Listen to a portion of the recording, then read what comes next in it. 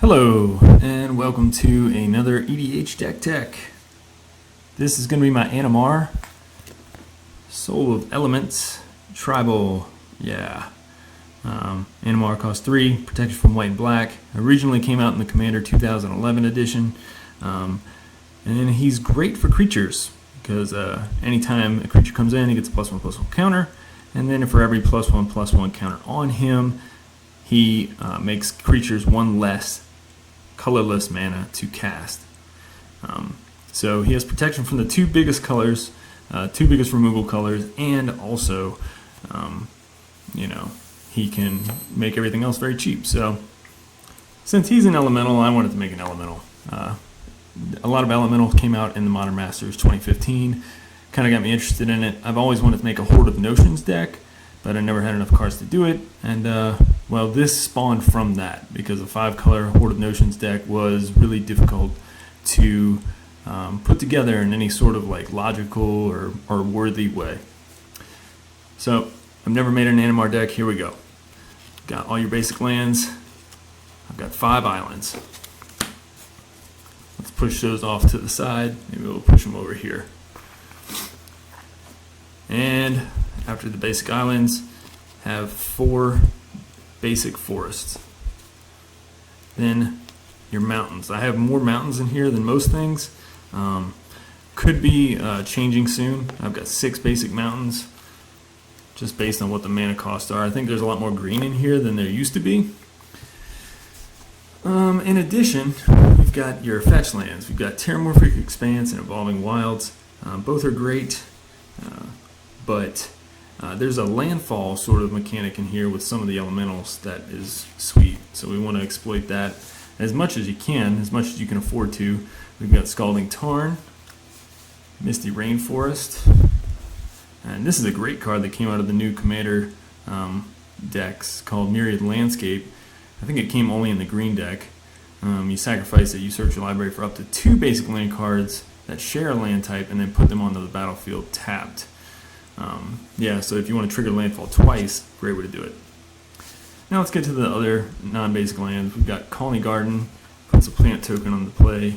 Mosswort Bridge. It's great. You usually have big creatures in this deck, so you can cast something for free if you have 10 power or greater on the field. To go with the land sort of fall, you can pull a land back to your hand with these bounce lands. Copperline Gorge, we're going to get into basic duels now. Rootbound Crag, Raging Ravine. Just so happens that these man lands are elementals, which is sweet. Firelit Thicket, I really love these filter lands, if you don't know. Taiga, it is a proxy, not a real one. Flooded Grove, Breeding Pool, and here's your 3 colors. Frontier Bivouac from the new Khans Tarkir block. Ancient Ziggurat, pretty cheap, uncommon land, but it gives you any color you want for creatures, so I think it's a must for any multicolored creature deck. Command Tower, and Opal Palace. The bonus of Opal Palace with Animar is that Animar wants the +1/+1 counters on him already, and so if you can put 2-3 +1 counters on him from the get-go, then that automatically makes all your creatures cost like 2 or 3 less, which is sweet. And now your non-colored Alchemist Refuge. I always like having something that gives flash. You can do Winding Canyons if you own it. Yavimaya Hollow. I don't remember how much this land is right now, but I really love it for any creature deck because you can pay 1 green and regenerate a creature with it. I think it's a great ability to have, and people will forget that it exists on the board because it's not a common card. And this is your Italian Strip Mine. It doesn't have to be Italian, but this is, one of the only ones I have. So now to your mana fixing. This deck is all about drawing cards and getting fast mana. You want to overwhelm the board as quick as you can, or kill with Animar by himself. So we'll have a lot of rocks in here, a lot of mana rocks. Soul Ring. You got all 3 of the signets for these colors. Darksteel Ingot. Coalition Relic can give you 2 different colors of mana in 1 turn, every other turn, or just 1 per turn. Gilded Lotus will give you 3 of any one color, which is great for bigger elementals, as we'll see later. And now we've got card draw. There's a lot of card draw in this deck. Not all of it's elemental, but I added more because as I played it with just elementals, it simply sputtered out. So we want to draw as many creatures as we can and just keep flooding the board. Skull Clamp. Teamer Ascendancy. Creatures you control have haste, which is a great ability, but also if something with 4 or greater power comes in, then you can draw a card. You want to attacking all the time, so Biding of Thassa. 1 makes your opponent's attack this turn, if able, which clears them from blocking, and also every time a creature does damage, it draws a card. Fathom Mage. When it evolves from a 1/1, all your creatures are really big, so it constantly gets counters on it, and then every time it does, you draw a card. Seer Sundial, landfall, to go with the cards that do work with that. You can pay 2 land hits, draw a card. Haunted of Seeing Winds, as I've said before in other videos, great card. Nobody wants to really waste it. Removal spell to destroy it, and you draw a card every turn. Garruk's Pack Leader, creatures power 3 or greater come in to the battlefield under your control, draw a card. Keranos. Yeah, I'm testing this guy out because he's awesome and indestructible, but also it kind of gives you a card advantage every turn by letting you look at the top, and then also removing things that have 3 or less toughness. Similarly to things that remove things but also draw cards or Staff and Nin, great card. It pings people to death. It's really annoying. It could make them waste a removal spell. Primordial Sage, like Garruk's Pack Leader, but with no stipulations. Whenever you play a creature spell, doesn't even have to hit the board, you can draw a card. And here's some ramp. Collective Voyage. You're going to make a lot of mana. Typically, you want to play this when other people can't take as much advantage of it. It's a tricky card to use, but if you use it early, then it kind of speeds the game up a lot.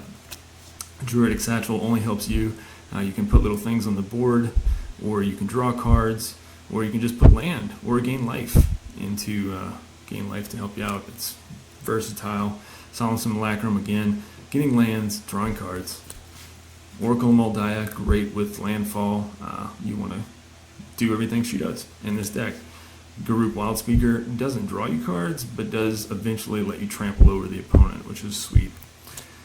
Alright, now we have 3 summoning cards. Usually I don't use tutors in decks, but this one is a creature deck and you really want it. So the first one is Summoner's Pack, instant speed, 0 cost. Just make sure that you pay it during your upkeep or you lose. You can get any creature you want and put it in your hand. Worldly Tutor lets you put it on top of your library, instant speed, 1 mana. So for next turn, you can play it on the end of the opponent before you. And then Grandson Zenith, repeatable, but only sorcery speed. But it's great because there's a couple silver bullet green creatures in here that you want to pull out to destroy artifacts or whatnot. Alright, to speak about the speed, here's an oldie but goodie, Concordant Crossroads for 1 green mana. All of a sudden everyone has haste, which could backfire. So, I just think it's neat to speed games up. Here's one that's only for you. Creatures you control have haste, fires of Yavimaya, and then you can sack it to give everything a bump. Similarly, you want to protect Animar from the non-black and white colors. Swiftfoot Boots, Lightning Greaves, Whisper Silk Cloak. As I said, Animar can get huge, and even if he's only a 5 or 6/6, then he can still kill somebody with Voltron damage. Great card to do it with. Make him unblockable. Alright, now let's go to your elementals. Okay, so your first one, go by mana cost. Flamekin Harbinger. He's a tutor, another tutor. 1 red, just look up an elemental card, put it on top of your deck. Smoke Braider will help you pay for those expensive mana costs early on. Adds 2 mana of any combination of colors to cast elementals. Void Stalker. Put Void Stalker's like early removal for a big creature that comes out. Pretty funny. Puts himself back in the deck and puts their creature in the deck as well. Spawn Wraith can get out of hand very quickly if it's like on turn 2 that it's attacking, which you could technically do with like Concordant Crossroads and that Flamekin Harbinger or something like that. Or a Soul Ring. He could totally be busting heads, and then he keeps copying himself over and over and over again. Similarly, early turn play that's really annoying to others, Torian Mauler. Anytime anyone casts a spell, he gets a +1/+1 counter. Anyone that's not you. Another booster, Omnath. Hey, he's an elemental. Woohoo! So he can create lots of mana for you, lots of green mana. And another elemental shaman out of Modern Masters 2015. He's a lord. He gives all your elementals +1/+1, but also he lets you put an elemental from your hand onto the battlefield and gives it haste. You have to sack it, but maybe you need that one little extra boost. And just for 2 mana, some of the elementals you can put out are pretty beastly. So there's Mole Drifter, great at drawing cards. He's a fish. He's also an elemental. And here's the card you really want to use with Landfall. This came out of the new set. She is a beast. Anytime, first of all, you return a target land from your graveyard to your battlefield when she comes in. Second, when a land you control is put into a graveyard, then you get a 5/3 green elemental creature token on the battlefield. And so, yeah, it's so easy to overwhelm people with the 5/3 elemental tokens. It's great. She's a great card. Here's something to recur a lot of things at once. And when Gravesifter enters the battlefield, each player chooses a creature type. So you're going to choose elementals, and you return all elementals from your graveyard to your hand. Here's something I'm testing out too. 1,000 Winds. He's a new elemental. He's 5/6 flying, which is not bad on his own. But you can morph him, and when you turn him face up, return all of their tapped creatures to their owner's hands. So you can do this like after attack, but before damage is dealt, to protect yourself from a big swarm of things. Or you could just kind of do it on your turn to like clear the way, which is pretty cool. Here's one of your Silver Bullet cards. I love this card. This came out of the second set of Commander decks, as you can tell by the symbol. Bane of Progress. It may have been a reprint, honestly. I just don't remember.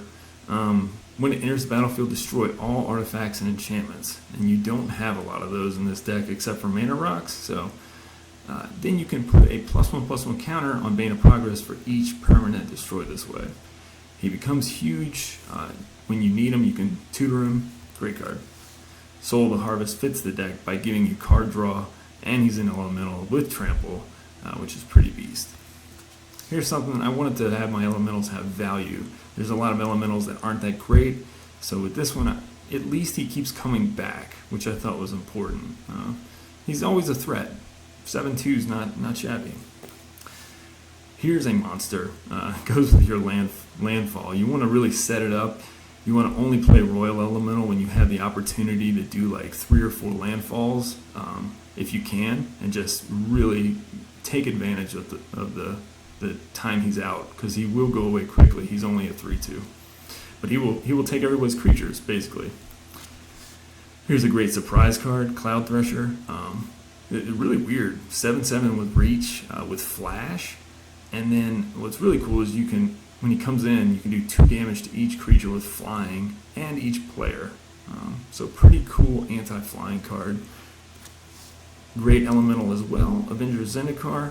Here's your real landfall killer, honestly. Everybody knows about this guy. Tornado Elemental, new card, also great. You want to kill those flyers. You don't have a lot of them, so doing 6 damage to each creature with flying is amazing. And then he can do damage as though he weren't blocked, which is kind of cool if you need to get some last points in. Here's another one that helps you destroy things. Tyrant of Discord, from Avacyn Restored, I believe. So when he enters battlefield, target opponent chooses a permanent he or she controls at random, which can be really weird. It includes lands and everything, so they'll have to be rolled like a 20-sided die or something like that. And if a non-land permanent is sacrificed, then they repeat the process. So choose somebody that has a lot of non-land permanents and just maybe destroy their whole board. And your final and most beautiful elemental is Maelstrom Wanderer. He costs like $11, but he's worth it. He gives all your creatures haste. He's a 7/5, and he cascades twice, which is insane because everything in the deck costs less than him. So he will always hit another creature. Lignify. Here's your removal suite. It's not a lot of it, so maybe you should add more depending on your meta. My idea was to focus all in on elementals. So we got Lignify. Simic Charm helps protect your guys, which is great. Hull Breach destroys 2 things, not just one. Beast Within for planeswalkers and other problem permanents. I still like Spell Crumple, even if you can't tuck generals. I think that tucking other things and the fact that this spell comes back is awesome. Trigon Predator. You're going to be attacking a lot, so with like a Whisper Silk Cloak on or something, this thing is a monster, and yeah, they will hit you for it. Now here's some random cards that I put in the deck. We're testing them out. Here's a card I never really used, but in this deck I noticed all the elementals have triggered abilities. Triggered just means that it uses the words when, whenever, or at when it enters the battlefield. When this certain stipulation is met, X happens. So you can copy that for 2 mana by tapping this, which I think is really powerful. Honestly though, I haven't used it yet, so looking forward to it. Here's another one, Bow of Nylea. First of all your creatures have Death Touch, which is cool for your small elementals or your tokens.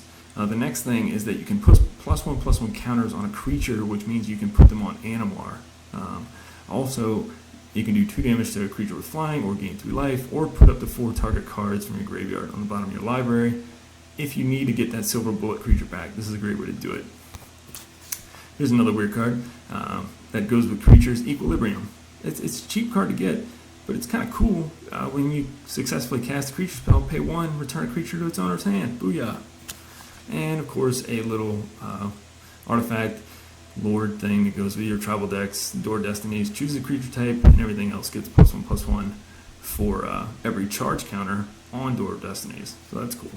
And finally, last but not least, give your elementals flying. If all else fails, put a wonder in your blue deck.